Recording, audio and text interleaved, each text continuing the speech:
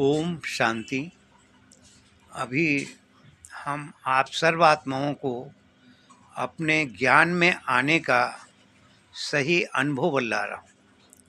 सन 1964 में जब मैं पहली बार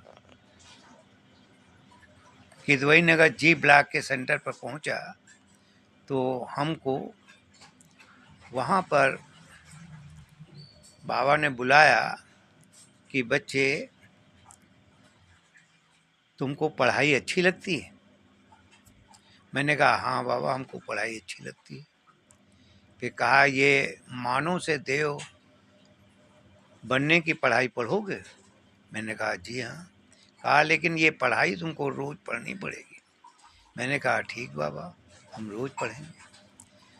तो बाबा ने कहा कि बच्चे, अगर ये पुरुषार्थ करोगे तो तुम मानव से देव बन सकते हो। तो ये बात हमारी बुद्धि में बैठ गई कि जिसको पढ़ाई पर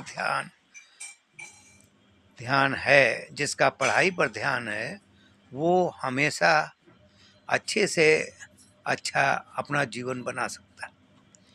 तो हम रोज़ आश्रम पर जाने लगे और वहाँ पर ये ज्ञान सुनने लगे।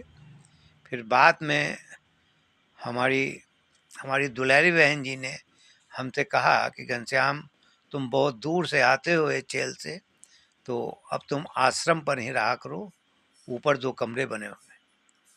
तो हम दोनों भाई आश्रम पर ही रहने लगे और आश्रम पर रोज़ सुबह 4 बजे जगकर नहा धो करके ऊपर से नीचे आते थे, चाय पीते थे और 1 घंटे फिर मेडिटेशन में बैठते थे बाबा की याद में।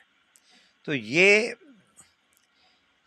अभ्यास हम लोगों का करीब 1 साल तक चला और आश्रम का दिव्य वातावरण, पवित्र वातावरण जो जो हमको मिल गया शुरू में, वो हमारे जीवन को बनाने में बहुत ही ज़्यादा लाभप्रद रहा।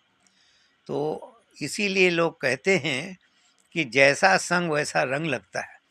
तो मैं तो उस पारलौकिक परमपिता परमात्मा को बहुत ही धन्यवाद देता हूँ कि जिन्होंने प्रारंभ में ही मुझे आश्रम पर रहने का मौका दिया और 1 साल वहाँ पर रेगुलर रह करके मैंने आध्यात्मिक ज्ञान योग को सीखा और सीख कर अपने अंदर उन दैविक गुणों को भी हमने धारण किया। तो इस तरह से